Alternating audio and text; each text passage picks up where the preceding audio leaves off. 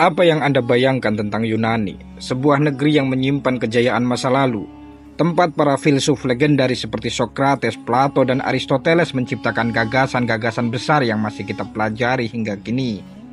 Dari demokrasi, ilmu pengetahuan, hingga seni dan sastra, Yunani memberi kita fondasi intelektual yang luar biasa. Namun, di balik kemegahan ini ada cerita lain, yaitu kisah perjalanan Islam di Yunani.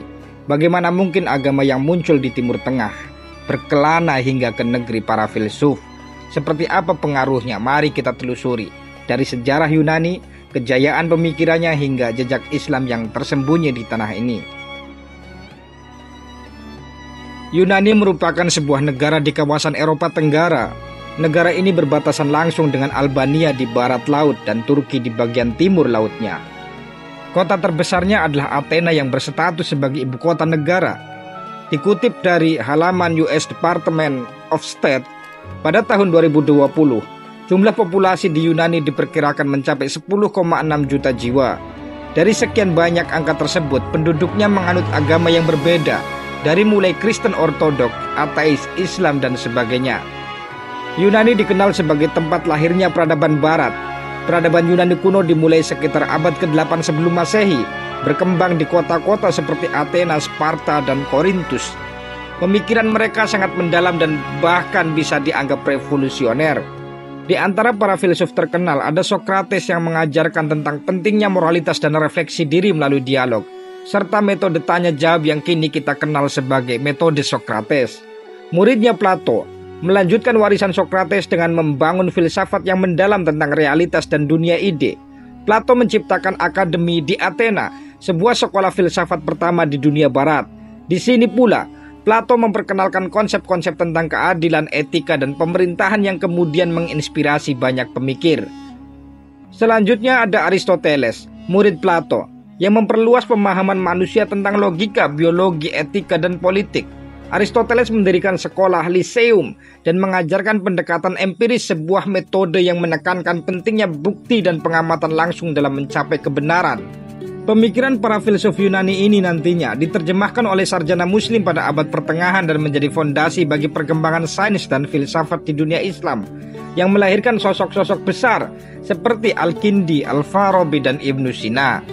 Setelah kejayaan Yunani kuno mulai meredup, kawasan ini kemudian menjadi bagian dari Kekaisaran Romawi dan akhirnya Kekaisaran Romawi Timur atau Bizantium. Bizantium membawa pengaruh besar pada Yunani, terutama dengan berkembangnya agama Kristen Ortodoks yang menjadi identitas utama bangsa Yunani hingga kini. Selama periode ini, Yunani menjadi pusat seni religius, sastra, Kristen, dan teologi. Kehidupan Yunani pada masa Bizantium sangat dipengaruhi oleh ajaran dan tradisi gereja Ortodoks, membentuk fondasi kuat bagi identitas nasional Yunani. Islam mulai hadir di Yunani ketika Kesultanan Utsmani memperluas kekuasaannya ke wilayah Balkan pada abad ke-14. Dengan penaklukan Konstantinopel pada tahun 1453, Ottoman menguasai sebagian besar Yunani, menjadikan negara ini bagian dari kekhalifahan Islam selama hampir 400 tahun. Kota-kota seperti Athena, Tesaloniki, dan Kavala menjadi pusat pemerintahan Ottoman, di mana komunitas muslim berkembang dan kehidupan baru mulai terbentuk. Di bawah kekuasaan Ottoman, Yunani mengalami berbagai perubahan sosial dan budaya. Masjid, madrasah, pemandian umum, hammam, dan bangunan lainnya mulai dibangun. Masjid Fethiye di Athena dan Masjid Yenicame di Tesaloniki adalah beberapa peninggalan penting dari masa itu yang menunjukkan jejak Islam di Yunani. Komunitas muslim Yunani berkembang dan menyatu dalam masyarakat, namun tetap memiliki identitas agama dan budaya yang kuat. Islam menjadi bagian dari kehidupan Yunani dan hukum syariah juga diterapkan dalam komunitas muslim. Namun Islam di Yunani tidak menyebar melalui pemaksaan. Utsmani cenderung menerapkan sistem milet yang memberi otonomi bagi masyarakat Kristen Ortodoks untuk mengelola urusan keagamaan mereka sendiri, termasuk hukum pernikahan dan warisan. Dengan cara ini, Islam dan Kristen hidup berdampingan di Yunani selama berabad-abad. Dalam salah satu catatan sejarah dikatakan, kontak Islam dengan Yunani dimulai sejak masa-masa awal ekspansi Islam, sekitar abad ke-7. Kontak pertama ini terjadi melalui perang Bizantium Arab, di mana Kekaisaran Bizantium yang saat itu menguasai sebagian besar wilayah Yunani modern berhadapan dengan kekuatan Arab Muslim yang terus berkembang. Ada beberapa bukti sejarah dan jejak kontak ini yang menunjukkan kehadiran atau pengaruh Islam di Yunani sejak masa-masa awal. Untuk lebih mudah, kita bahas kembali bagaimana jejak kontak awal Islam dengan Yunani dengan model penjelasan berkategori. Yang pertama, Perang Bizantium Arab abad ke-7 hingga ke-9. Selama ekspansi awal, pasukan Muslim seringkali berhadapan langsung dengan Kekaisaran Bizantium yang wilayahnya mencakup Yunani. Salah satu pertempuran besar adalah pengepungan Konstantinopel pada tahun 674 hingga 678 dan tahun 717 hingga 718 oleh pasukan Umayyah. Meskipun Konstantinopel sekarang Istanbul tidak berhasil ditaklukkan, pertempuran ini membawa pasukan Muslim dekat dengan wilayah Yunani dan kemungkinan terjadi kontak antara orang-orang Yunani dan tentara Muslim.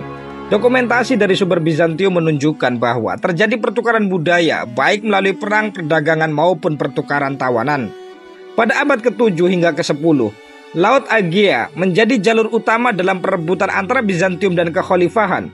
Pulau Siprus yang berada dekat Yunani beberapa kali jatuh ke tangan pasukan Muslim, baik dari kalangan Arab maupun Turki. Pada 649 Masehi, pasukan Muslim menaklukkan Siprus dan pulau itu menjadi semacam wilayah netral yang diatur bersama oleh Bizantium dan Muslim selama beberapa dekade, di mana kedua pihak memiliki pengaruh keagamaan dan budaya yang kuat. Pengaruh kebudayaan dan keilmuan dari dunia Islam di Yunani pada abad pertengahan. Pada masa keemasan Islam, dunia Islam berkembang menjadi pusat ilmu pengetahuan dan filsafat. Pemikir Yunani kuno seperti Aristoteles dan Plato diterjemahkan ke dalam bahasa Arab dan kemudian diterjemahkan kembali ke bahasa Yunani di Eropa, termasuk di Yunani. Beberapa pemikir Yunani yang tinggal di wilayah kekuasaan Bizantium memiliki akses ke karya-karya ini melalui para sarjana Muslim. Proses ini, banyak pemikiran filsafat Yunani yang mendapatkan perhatian kembali di Eropa. Pelajar dari Bizantium terkadang melakukan perjalanan ke pusat-pusat pembelajaran di dunia Islam seperti Baghdad dan Andalusia untuk mempelajari filsafat, matematika, sains dari para sarjana Muslim. Transfer pengetahuan ini berperan besar dalam kebangkitan intelektual Eropa kemudian hari. Selain interaksi dalam bentuk konflik, ada pula diplomasi dan kerjasama antara Kekaisaran Bizantium dan Kekhalifahan Islam, khususnya di bawah kepemimpinan dinasti Abbasiyah. Beberapa khalifah dan kaisar Bizantium bertukar duta besar dan hadiah sebagai bentuk diplomasi, di mana Bizantium juga mengadopsi beberapa teknologi dan inovasi dari dunia Islam, seperti ilmu kedokteran dan astronomi. Di sisi lain, beberapa pemikir Bizantium memiliki akses ke manuskrip-manuskrip berbahasa Arab yang membantu transfer ilmu dari dunia Islam ke Eropa melalui Yunani. Yang kedua, artefak dan bukti arkeologis di pulau-pulau Yunani.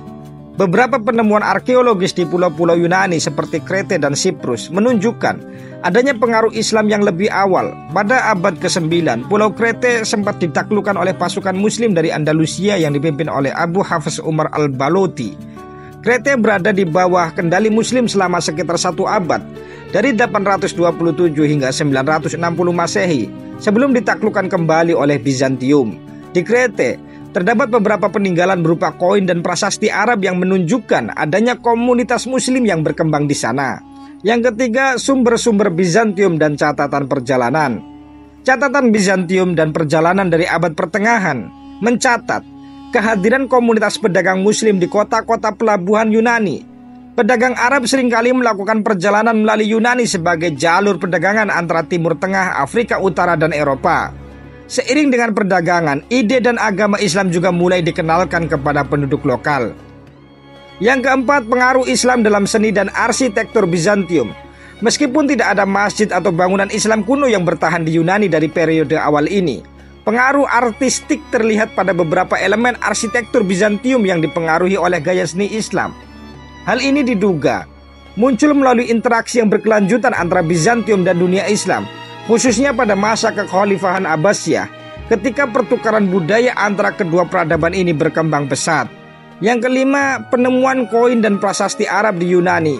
Beberapa temuan koin dari era Umayyah dan Abbasiyah telah ditemukan di wilayah Yunani, terutama di daerah-daerah yang dekat dengan pantai dan pulau-pulau yang sering dilalui jalur perdagangan. Koin-koin ini menunjukkan bahwa ada pertukaran ekonomi aktif antara Yunani dan wilayah-wilayah di bawah kekuasaan Islam. Yang keenam, era Ottoman dan jejak Muslim di Yunani.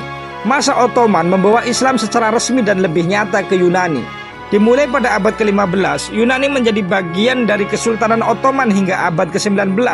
Pada masa ini, masjid, madrasah, dan bangunan Islam lainnya dibangun di berbagai kota Yunani seperti Athena, Thessaloniki, dan Ioannina. Meskipun sebagian besar dari bangunan ini dihancurkan atau diubah setelah Yunani merdeka pada abad ke-19, beberapa peninggalan masih bertahan dan menjadi bukti kehadiran Islam yang signifikan pada masa Ottoman. Masjid Tsistarakis di Athena. Masjid ini dibangun pada abad ke-18 dan masih berdiri sebagai peninggalan arsitektur Islam di Yunani. Meskipun kini digunakan sebagai museum, bangunan ini mengingatkan akan masa ketika Athena berada di bawah pemerintah Ottoman. Masjid Yeni di Thessaloniki dibangun pada 1902 oleh komunitas Muslim Yahudi Donmeh di Thessaloniki. Masjid ini adalah salah satu dari sedikit bangunan Ottoman yang masih berdiri di kota tersebut dan menjadi simbol keragaman etnis dan agama di wilayah itu pada masa Ottoman. Kita sekarang masuk kepada kemerdekaan Yunani dan perubahan dramatis. Pada awal abad ke-19, Yunani mulai melancarkan perjuangan untuk merdeka dari Kesultanan Ottoman yang akhirnya berhasil pada tahun 1821. Setelah merdeka, Yunani mulai menggantikan banyak bangunan Ottoman dengan arsitektur yang khas Yunani dan sejumlah besar bangunan masjid dan madrasah ditinggalkan atau dialihfungsikan. Komunitas Muslim perlahan menurun dan banyak yang akhirnya pindah ke wilayah lain. Dalam kesepakatan tahun 1923 antara Yunani dan Turki, dikenal sebagai Perjanjian Lausanne, terjadi pertukaran populasi besar-besaran.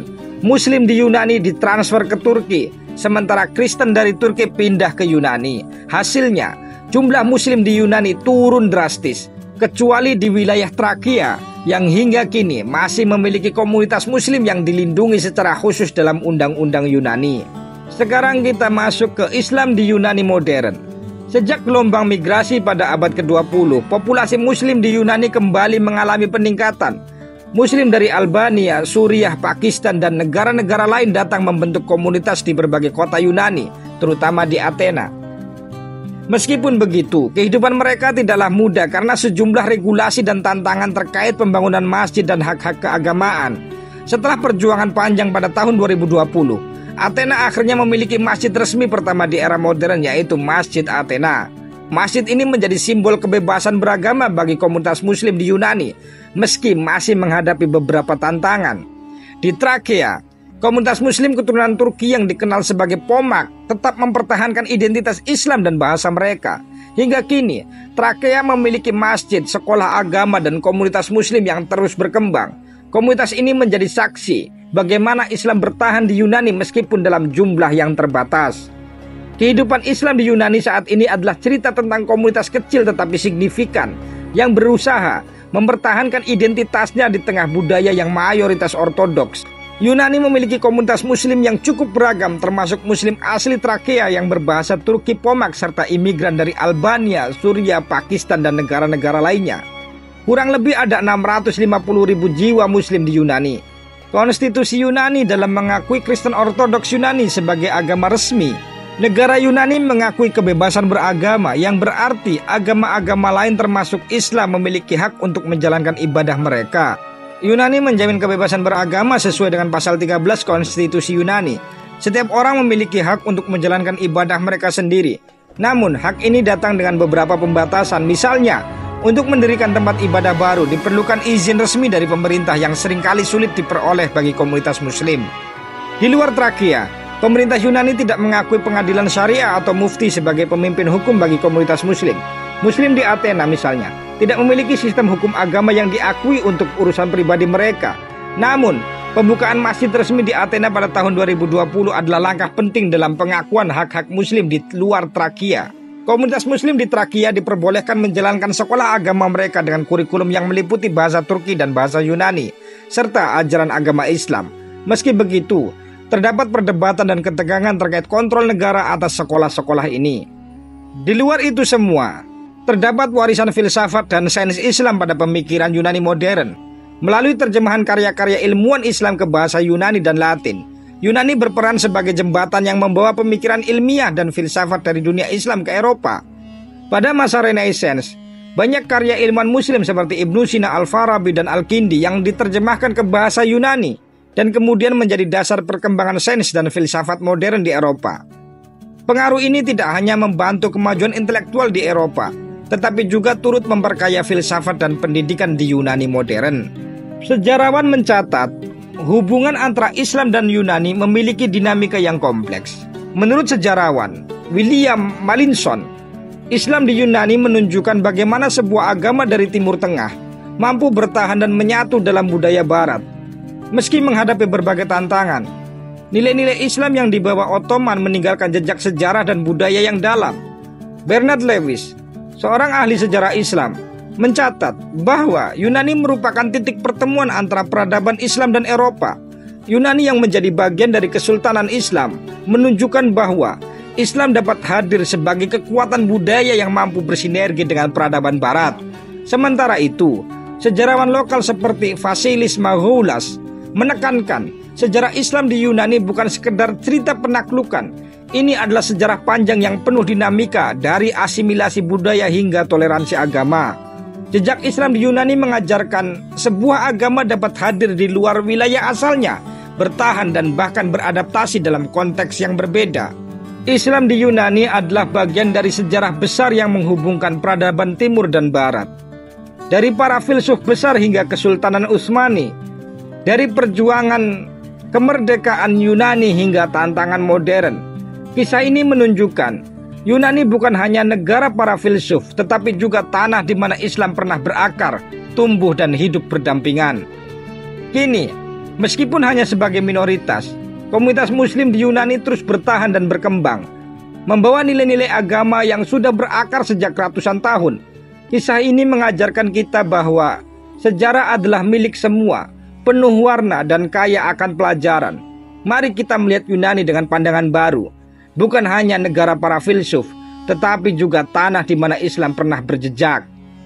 Jika ada jejak sejarah yang tertinggal, atau mungkin terjadi kekeliruan, saya mohon maaf. Silakan Anda bisa tambahkan di kolom komentar. Terima kasih sudah menonton. Sampai jumpa di lingkar jejak selanjutnya.